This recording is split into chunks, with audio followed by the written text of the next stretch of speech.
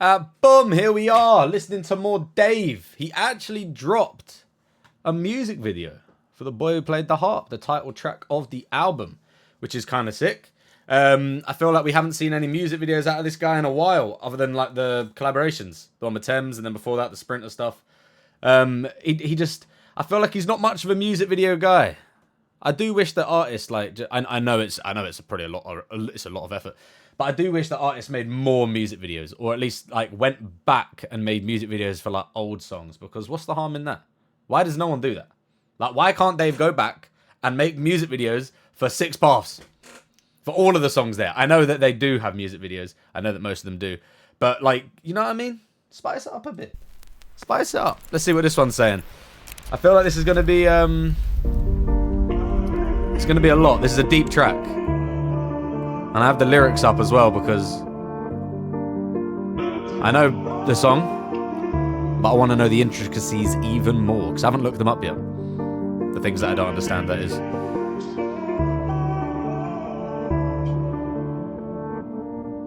Okay. Off the bat, I see what's happening here. All of the different costume changes, all of the different sets, areas, eras, locations that he's in. I see the Titanic. You see he's like a general or a sergeant. He's in jail. He's been captured. I don't know where he is here. He's at some movement of some sort. Just on the train. It's all of the things he's talking about in the video, okay? In the song even.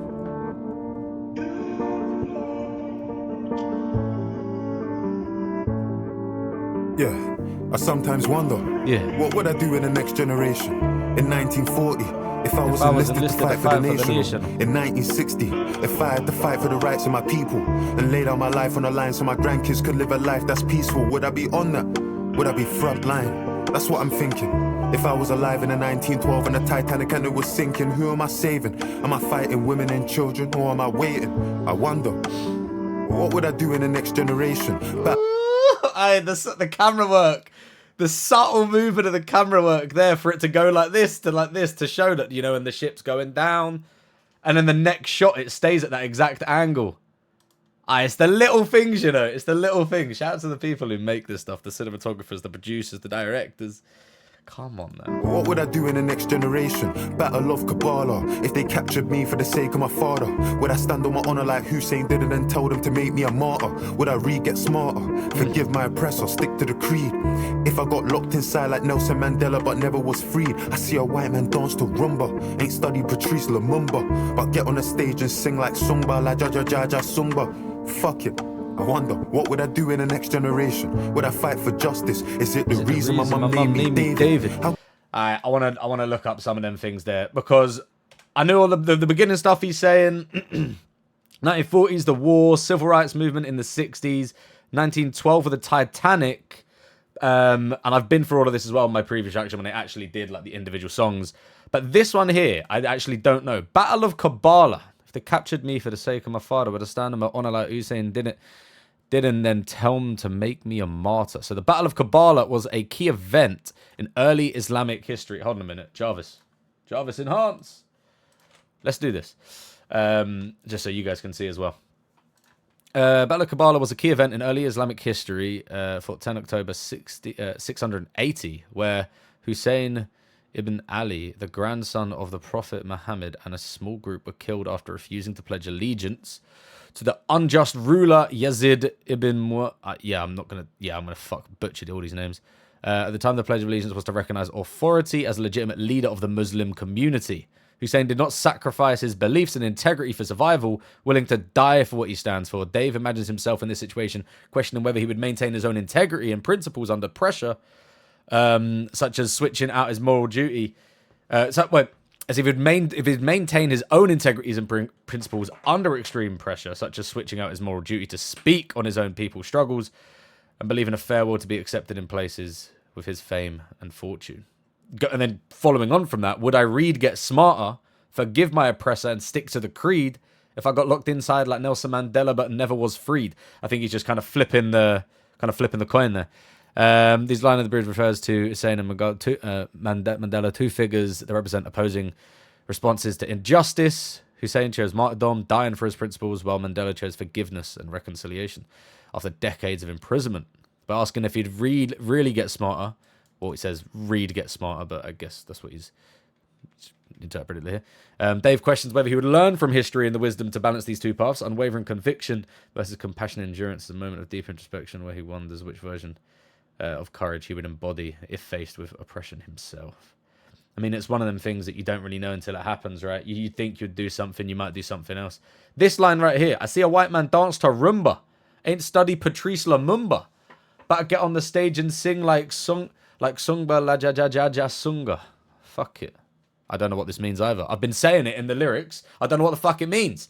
Normally I like anything I don't understand in a song, I immediately look it up. But for some reason I've been lazy. Rumba refers to both Cuban folk music and the dance Latin style. Ballroom dance, yep. Patrice Emery Lumumba was a Congolese politician and independence leader who served as the first prime minister of the Democratic Republic of Congo from June until September 1960. Following the May 1960 election, he was the leader of the Congolese national movement from 58 until his assassination in 61, 23 years. I see a white man dance to rumba, ain't study Patrice Lumumba, but get on the stage and sing like Sunga la ja ja ja ja sumba. And what's this? Sunga la ja ja ja ja sunga, meaning bend or move your body in Yoruba, a major Nigerian language. Yep. It's a memorable line in the chorus of a song by Afrobeat artist Asake and Burna Boy. In the earlier lines, Dave refers to a white man dancing to rumba, a Congolese dance, while not studying about Patrice Lumumba, the first prime minister who actually got assassinated for his stance on colonialism. With this line, he drives home about the message, practically calling out Western artists who replicate African sounds and aesthetics, performing like Sunga, but without actually knowing or honoring or living the cultural depth behind it. Dave has also been vocal about black art forms being imitated by people who aren't or do not educate themselves, in the form of the third track, Black, from his debut. Yep. Black is so confusing because the culture, they're in love with it. They take our features, what they want, and have their fun with it. Never seem to help with things that we know would come with it. Loud in our laughter, silent in our suffering. Facts. It is one of those things. I feel like we all are victim to that. We could all kind of hold our hands up and be like, we all sometimes like do things or will say things like, I've been singing this song for a while. I say that line every time. Not once did I think to look up what it actually means. It's like one of those things. Obviously, this isn't that deep. I'm literally singing a line in the song. It's got nothing to do with it. I'm not pretending to be something that I'm not, and then But it's just one of those things where we do kind of need to just educate ourselves a bit more. That's what I've been trying to do a lot more recently. With everything that's going on in the world and all the politics and all the shit that's happening with World War III around the corner. My dad knows a lot of history, and he's very knowledgeable in that. And every single time that something comes up in the news, he tells me about the last 50 to 100 years and that. And I'm like, how the fuck do you know all this shit? How do you remember it? And then I forget that he's, lived a lot longer than me. But also, just looking up this stuff. Reading into it. I mean, even now you don't need to read as much into it. You can fucking watch videos on it as well if you don't want to read. But it's just having that kind of forefront to kind of actually go out of your way to learn about these things, because you can't really have an opinion on something that's happening now if you don't know the 100 years of history behind it. It's just absolutely fucking pointless. But anyway, that's a conversation for another time. I think that's basically what I wanted to check in there, because I pretty much know everything I was saying. Let's get back into it. This is more of an educational reaction than it is an actual reaction to the thing itself, because I have already reacted to the song and I've heard it, I don't know, 20, 30, 40 times by now, so yeah. But get on the stage and sing like Sumba, la ja ja ja ja Sumba. Fuck it. I wonder, what would I do in the next generation? Would I fight for justice? Is it the reason my mum made me David? How can you be king? How can you be king? Don't speak for the people. Them man try draw me out and compare like me and these niggas are equal. I'm a black man and this bozo saying my music's socially conscious, while the man them trolling responses. This world's gone totally bonkers. I sometimes wonder, what would I do in the next generation? But I'm knowing the answer, cause what am I doing in this generation? Afraid to speak, I don't wanna risk in my occupation. We got kids under occupation. Our parents, they wouldn't get that. The people that line right there where he's saying afraid to speak because you don't want to risk your occupation. We've got kids under occupation. I don't feel like, maybe he holds back a bit, but I don't think Dave holds back that much, especially when it comes to what he says publicly in his music.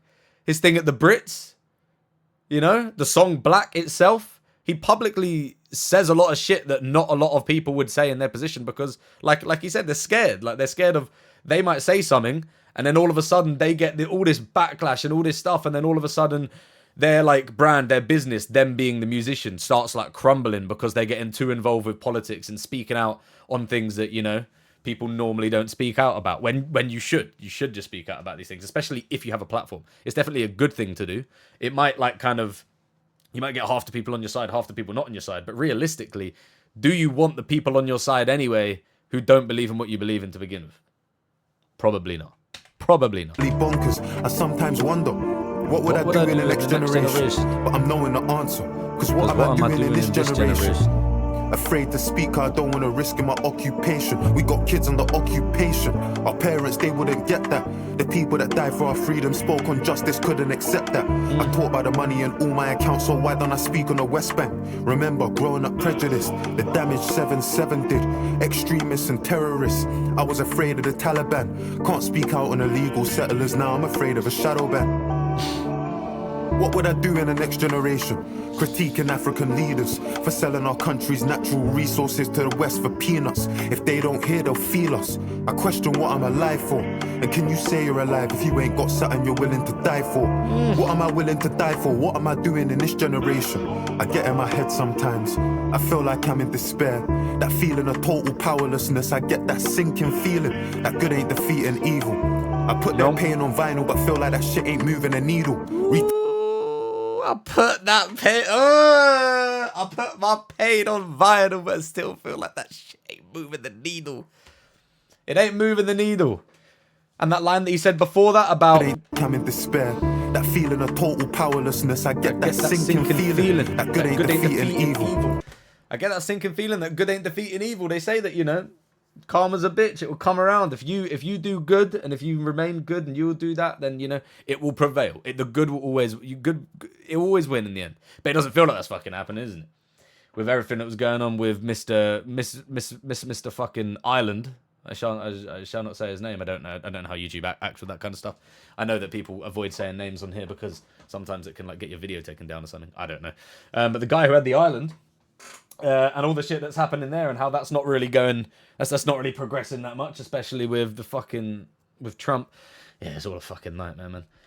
Feels like good just never. It feels like it ain't going in the right direction. You hope it will one day, but it's a big ask. It's a big ask. I wanted to check one of these lines, this West Bank one.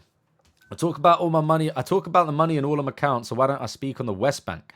This line is a double entendre that carries both a literal and a political meaning. On the surface, Dave's referring to the vast amount of money in his bank and emphasizes his financial success, and he talks about that a lot. However, the phrase West Bank also refers to a region in Palestine, an area that has endured decades of unjust occupation and suffering. Through his clever wordplay, Dave creates a contrast between his individual security and prosperity and the insecurity / oppression that the Palestinian people face on a daily basis. By doing so, he's one of the only artists with a major platform willing to raise awareness about global injustice. Yeah, literally what I said. Like, he is one of the few people that are willing to do this. Because a lot of people just kind of pussyfoot around it and don't want to get involved because they think that it's going to ruin their reputation and, you know, ruin their careers and all that stuff. But it's like, if you're in a position to be able to do it, why not? If you have the knowledge on it, at least. Don't talk about it just because you have a platform if you know nothing about it. Because that's just fucking pointless. You're going to spread misinformation and make the fucking situation worse. Anyway. Total powerlessness, I get that sinking feeling that good ain't defeating evil. I put that pain on vinyl, but feel like that shit ain't moving a needle. Retweeting people, raising awareness, in all fairness. Ain't gonna bring Chris back to his parents, but there's no other option. It's a process, gotta stand and protest. Cause they want man silenced, cause they want man dead, or they want man hopeless. In the next generation, I spoke with my ancestors in the night and I showed them. They spoke with tears in their eyes for the brothers they lost and said it was progress. How can it be progress? I asked them, confused, disgusted. They said, David, just so you could fight this, you know how much suffering touched us. And you got a chance, we come from a time and a place where you couldn't get justice. Had to find peace in the fact that we all answer to the one that we trust in. And in our generation, we did do peaceful protests just like you. Burnt buildings just like you. Did boycotts just like you. Sat in a hostel powerless, did feel powerless just like you. And I know that it may sound strange, but we made some change and we're just like you. I know that you question your character. I know that you suffer in silence. that thing right there as well. Feeling like you're not making any change, and talking to the other generation, they're like, yeah, we were doing the exact same thing you're doing. It didn't make as much of a difference, but had we not made, or maybe it made even bigger difference, depending on the way you look at it, because had they not made them first steps, then you would then be making these first steps now, and then you've basically been put on freeze for fucking 50 to 100 years, however long it is. It's one of those things. When you look back, I've been looking at a lot of the stuff to do with the war recently. I don't know why. That's kind of my infatuation right now. Been learning about a lot of stuff to do with the war and all of the countries involved with that, and all of the stuff that went wrong with that. Obviously, we all know about that he who shall not be named. That other really bad guy. There's too many bad humans. Why are humans so bad? That's number one. Got to figure that fucking problem out first.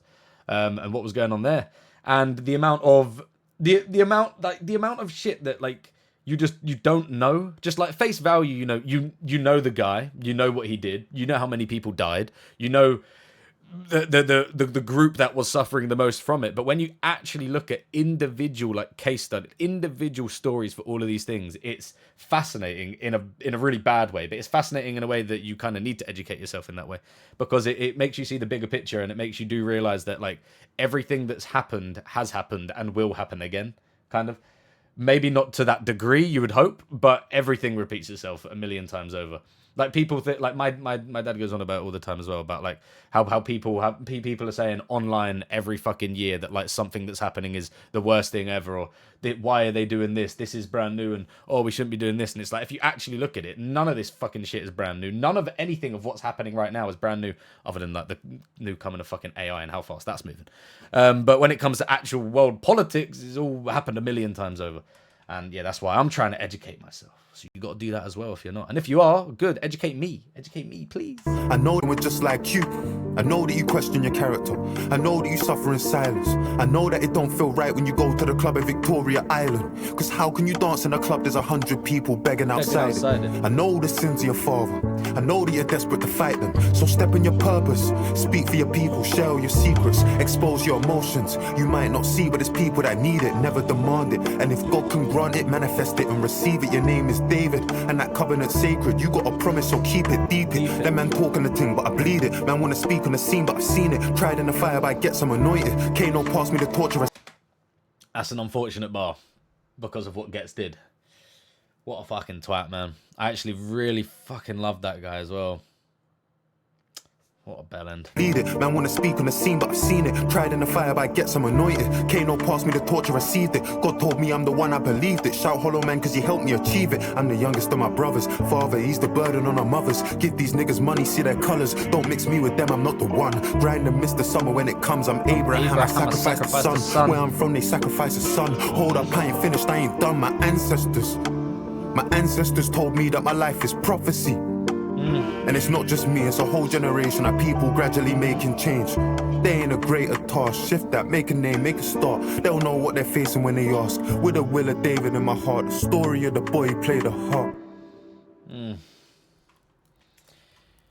Like this is one of those songs where we're gonna look back at it in 5 years and be like, holy fucking shit. I mean, already now I'm like, this song is absolutely fucking outrageous.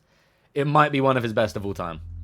But I feel like even now it's slept on. I feel like that whole album was slept on by so many people, and it pisses me off. I really wish he won Album of the Year at the Brits. But obviously, awards don't really matter at all. He won Best Hip Hop Rap Grime Act. I like how they fucking merge them all together like they sound the same at all anyway. You get a fucking grime artist next to a fucking hip hop artist. It does not sound the same at all. It's two completely different genres. But you know how they like to do, merge all these things together. Anyway, let me know what you thought of that. Let me know your thoughts, all that stuff. Where is it? He's not the Kendrick of the UK. He is Dave, one of one. Factual. Factual right there. All right. Love you guys. In a bit. Bye, bye, bye.